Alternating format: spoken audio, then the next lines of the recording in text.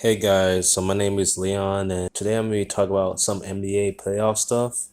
Um, I'm going to be talking about the next round of playoff series, meaning the second round of playoff series, and the first team or teams I'm going to talk about.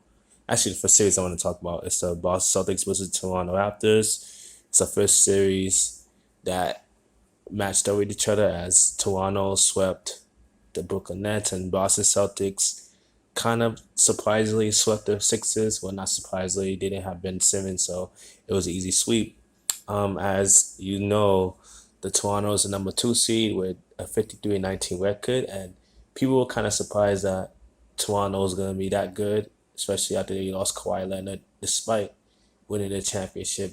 Like, nobody really respected Toronto until the season started and they saw how good the Raptors were. But anyways, Boston is the three seed at 48-24. People thought Boston was going to be good, but they didn't recognize how good they was going to be. They was kind of like disrespected like Toronto, but not as much because they did get Kevin Walker, even though they lost Kyrie Irving and Al Horford. So they lost two pieces of game one, and Toronto lost a piece and didn't really gain anybody. Well, they lost two pieces, not just one.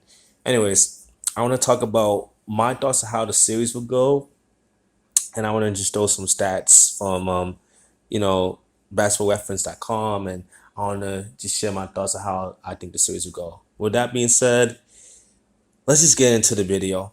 So, there's going to be no home court advantage, obviously, because, you're playing in a bubble at this present moment due to the circumstances of what's going on in the world right now. Um, the series is going to be starting August 20, no, not August 29th. The series is going to start on August 30th. So just look forward to that. The first watch I'm going to show is the Toronto Raptors roster, as you see from basketballreference.com. Obviously, the starting five is Kyle Lowry, Fred Van Beat, I don't even know how to say his name, Pascal Siakam, OG Avenue as the forwards, and Marcus Gasol as the center. Well, I did see recently that Kyle Lowry is probable to play because I think he just got hurt from the last series with Brooklyn or whatever. I don't know. He's still with an injury. Um, Toronto has a really solid roster. They had a really great season. Um, Let me just also talk about the bench before I could keep going forward. So the bench is basically Serge Ibaka, Terrence Davis. I think Matt Thomas is involved, but I think he's a 10th man. Nolan Powell's a 6th man. And Chris Boucher and a little bit of Hollis Jefferson. So those are the main guys they're going to be playing. But like I said, the Raptors had a pretty good season. I'm going to just go into their stats a little bit. As me looking at stats, and like I say, you can look at this at basketballreference.com. They're number one in opponent rank defense for field goal percentage, and then number one in points allowed by opponent with 106.5 points a game, which is kind of good. And if you look at the Raptors, you wouldn't expect them to be a great defensive team because their backcourt's kind of small with Fred VanVleet and no, not Norman Powell, but Fred VanVleet and Kyle Lowry as your backcourt. Even if they play Norm, who's only 6'3", and Fred VanVleet and Kyle Lowry is a small backcourt. Kyle Lowry is 6 foot. Fred VanVleet is 6'1". So they're very small backcourt, and is this is the impact of the coach Nick Nurse? Is the scheme that they're using? Is the unselfishness of the players? I think all the players are buying into wanting to win. It's impressive of them to have that kind of tenacity and mindset. And let's go through some of the other stats real quick.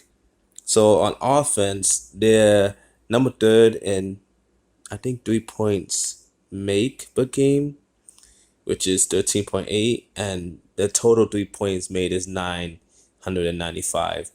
And they're also I think they're only 13th in points right now, which is they score 112.8 points a game, which it could be better, but I mean, nothing's perfect. Life ain't really perfect, you know what I'm saying? So I think we had to look at is if you're the Toronto Raptors, obviously, how you gonna scheme, do this really the focus of the Raptors is to continue making threes and continue to show your defense because it's not gonna be easy.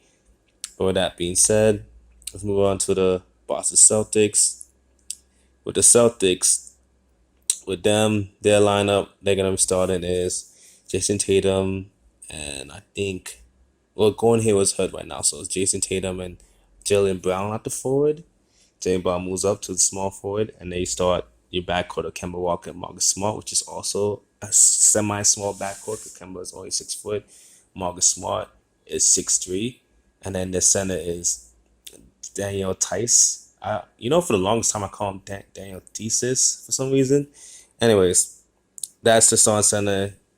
Tice is only 6'8" and 215, so you know that's not great at the center, but you have Tatum there, who's the starting power forward. So it's gonna be interesting because Tatum, I think personally, is the best player of the entire series, or has the potential to.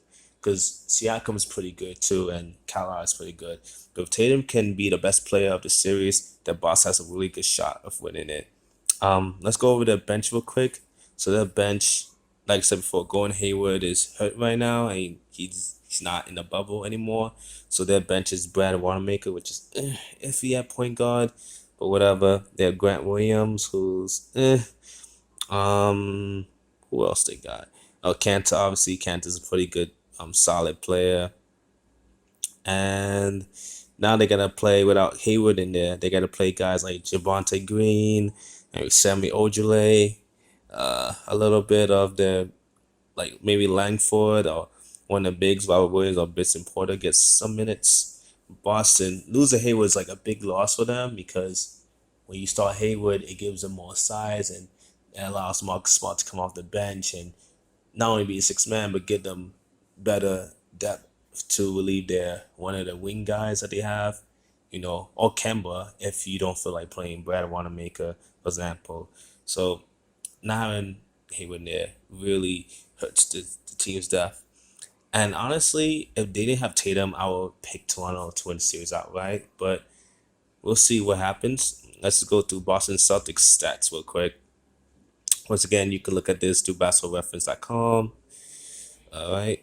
So they're number 2 in opponent's field goal percentage. They're only allowing 38.4%. And they're number 2 in defense overall, with allowing only 107.3 points a game. And on offense, they're pretty solid. They actually are better than the Toronto Raptors offensively, because the Raptors only are good at 3-point percentage. All the other stats are kind of The Celtics have a more balanced offensive scheme. They're really high. Let's say, for example, their 3-throw percentage, they're 5th in the league with 80 point. Like basically, they make 80.1%. Well, here it says 801, but they say it's 80% of the 3 throws. See what's another good stat for them.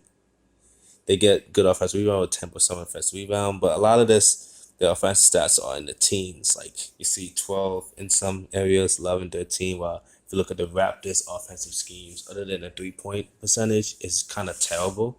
So there's that. If I will pick a winner of the series right now, I think it has the potential to go in 6 or 7 games.